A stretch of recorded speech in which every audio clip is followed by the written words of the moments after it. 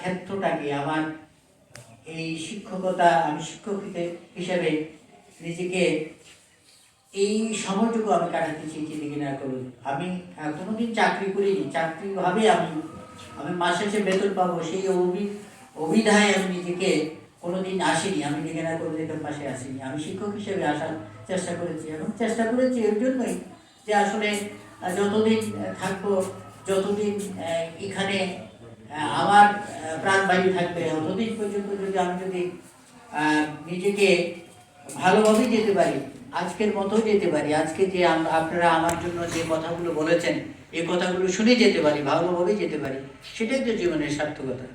যাই হোক, আপনারা অনেক কথা বলেছেন, আপনাদের কাছে আমি কৃতজ্ঞ ঋণী।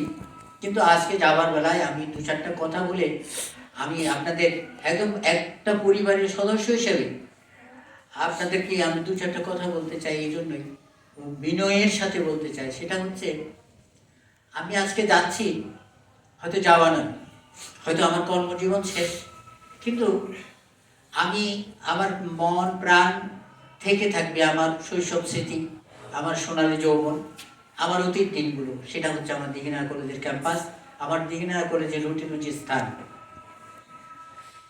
আপনারা নিজেরাই বলেছেন আপনারা অনেক দিন থাকবেন।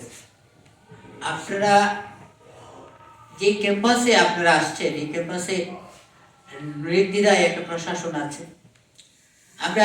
আমি ব্যক্তিগতভাবে যাদের কথা কিছুক্ষণ আগে স্মরণ করছি, এখন আমি স্মরণ করতে চাই যে আমাদের সাফুদ্দৌলা আমার অনুজ হতে পারে, কিন্তু উনি আমার স্যার, আমাদের তরুণ স্যার।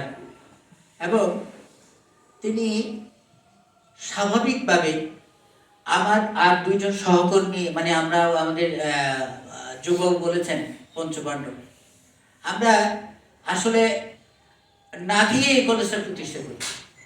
আমরা অনেক সময় আমাদের গেছে যে সময়টাতে আমাদের প্রকৃত অর্থে আমাদের দুপুরের ক্লাস নিয়ে কী খাবো সেই অনিশ্চয়তা ছিল। সে অনিশ্চয়তা বছরের পর বছর ছিল। আমি 95-তে 12/4/95-তে জয়েন করছি। আমি আর 2 মাস পরে আমাকে একটা জয়েনিং লেটার দিল, এবং আবার আমাকে সেই আবার 2 মাস পরে সেটার আবার 2 বছর পর 1997 সালে আমার এমপিও হয়।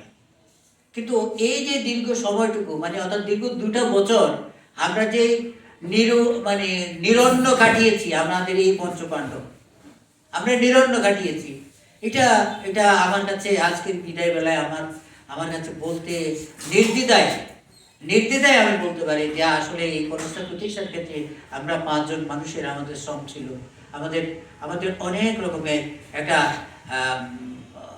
সৎ উদ্দেশ্য ছিল। আমরা কোনো সময় এই কলেজটাকে, এই ক্যাম্পাসটাকে আমরা কোনোদিন অশ্রদ্ধা করিনি।